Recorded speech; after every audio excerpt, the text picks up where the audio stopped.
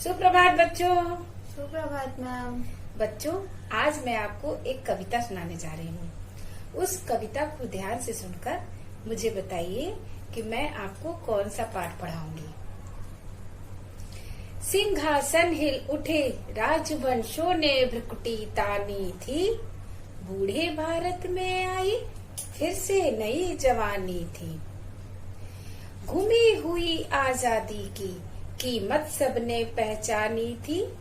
दूर फिरंगी को करने की सबने मन में ठानी थी। चमक उठे सन 57 में वह तलवार पुरानी थी।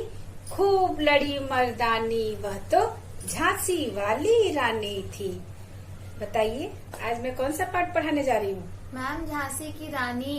यस, बहुत अच्छा। आज मैं आपको झांसी की रानी के बारे में पढ़ाऊंगी।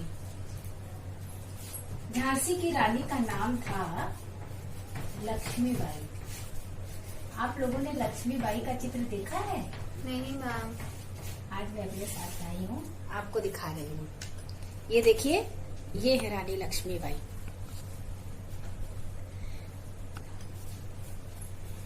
एक और चित्र लाई हूँ, ये बहुत छोटा है ना। एक और चित्र लाई हूँ जिसमें रानी लक्ष्मीबाई अंग्रेजों से युद्ध कर रही थी। उस समय का ये चित्र है। ये देखिए, हाथ में तलवार ली हुई है, घोड़े पर बैठी हुई है, पीछे अपने पुत्र को बांधे हुई है। हाँ, ये है रानी लक्ष्मीबाई। आज मैं आपको इनके जीवन के बारे में बताऊंगी। इनका जन्म बनारस में हुआ था।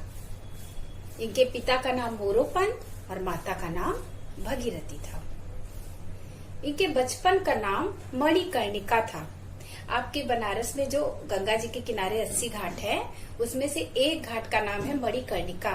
वो रानी लक्ष्मीबाई के नाम पर ही पड़ा था। परंतु मणिकर्णिका नाम बहुत बड़ा था, तो सभी लोग उनको प्यार से मनुबाई कहकर बुलाते थे।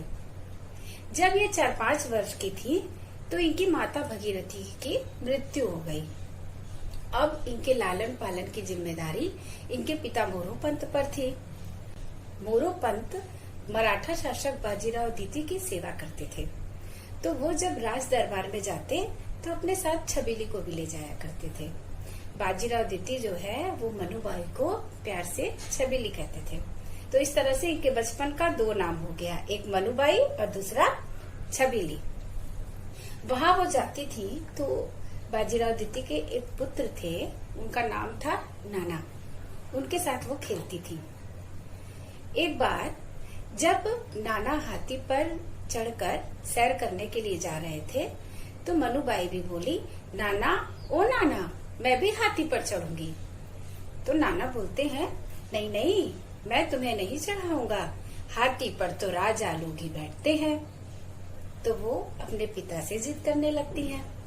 उनके पिताजी बहुत समझाते हैं कि बेटा, ये राजा के बच्चे हैं, हाथी पर राजा लोग चढ़ते हैं। तो बोलती, नहीं नहीं, मैं भी हाथी पर चढ़ूंगी। ये देखिए, ये चित्र है, देख रहे हैं? इसमें ये मोरोपंत बने हैं और ये छबीली हैं। ये अपने पिता से जिद कर रही हैं, उनकी धोती पकड़ के जिद कर रही हैं। जैसे आप लोग भी कभी कभी हट करते हैं ना, आपको खिलौने चाहता है, मोबाइल चाहता है, उसके लिए हट करते हैं, वैसे ही ये भी हट कर रही हैं हाथी पर चढ़ने की। और जब बहुत समझाने पर भी नहीं मानती है तो मोरोपंत झिड़क कर कहते हैं कि तेरा ऐसा भाग्य कहाँ। तो वो कहती हैं कि नहीं, मेरे भाग्य में एक हाथी नहीं 10-10 हाथी हैं। तो मोरोपंत हंसते हुए कहते हैं, प्रभु करे तेरा ऐसा ही भाग्य हो। फिर धीरे धीरे ये बड़ी होने लगती हैं। आप लड़कियों को, जिसमें से जो भी लड़कियां हैं, उन्हें उनके पास गुड़ियां होगी, उन्हें गुड़ियों से खेलना अच्छा लगता है। लेकिन रानी लक्ष्मीबाई को तलवार चलाना, घोड़े पर बैठना, ये सब करना अच्छा लगता था। और वे बचपन में ही शस्त्र चलाना सीख ली थी। घुड़सवारी करने में बड़े बड़े पुरुषों को वो मात दे देती थी। फिर वो बड़ी हुई, विवाह के योग्य हो गई। उनका विवाह झांसी के राजा गंगाधर राव के साथ हुआ और विवाह के बाद उनका नाम लक्ष्मीबाई हुआ। शादी के बहुत दिनों बाद उन्हें एक पुत्र हुआ, लेकिन वो 3-4 महीने में ही खत्म हो गया, उसकी मृत्यु हो गई। फिर राजा बहुत ही दुखी रहते थे और उसी सदमे के कारण उनका देहांत हो गया। रानी लक्ष्मीबाई ने उनके देहांत से पहले एक पुत्र को गोद लिया। उसका नाम क्या था, आपको पता है उसका नाम क्या था? No ma'am. नहीं पता किसी को? नहीं। उनका नाम था दामोदर राव। जब इनके पति की मृत्यु हो गई तो अंग्रेज इनके राज्य को हड़पना चाह रहे थे, लेकिन रानी लक्ष्मीबाई ऐसा होने नहीं देना चाहती हैं। इसके लिए वे अंग्रेजों से युद्ध करती हैं। ये देखिए, ये चित्र है। इसमें 1857 की जो स्वतंत्रता संग्राम है, उसमें रानी लक्ष्मीबाई कितनी वीरता से अंग्रेजों से युद्ध कर रही है, देख रहे हैं आप? ऐसे ही रानी लक्ष्मीबाई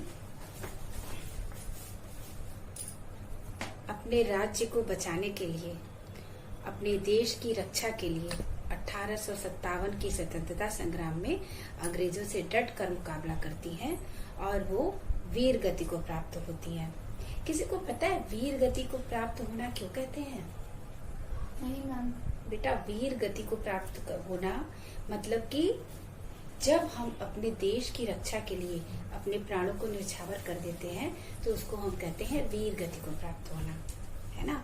आज देखिए, जब भारत और चीन की वास्तविक नियंत्रण रेखा है ना, वहां पर युद्ध हुआ तो वहां 20 जवान शहीद हुए हैं।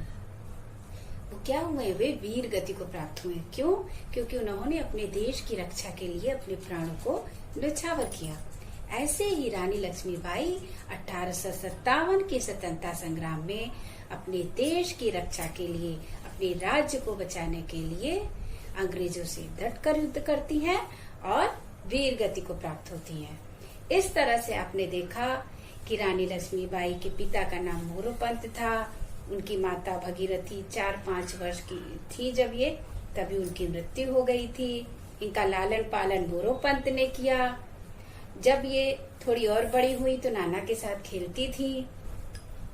जब ये थोड़ी और बड़ी हुई तो ये तलवार चलाना सीखी और घुड़सवारी में बड़े बड़े पुरुषों को मार देती थी।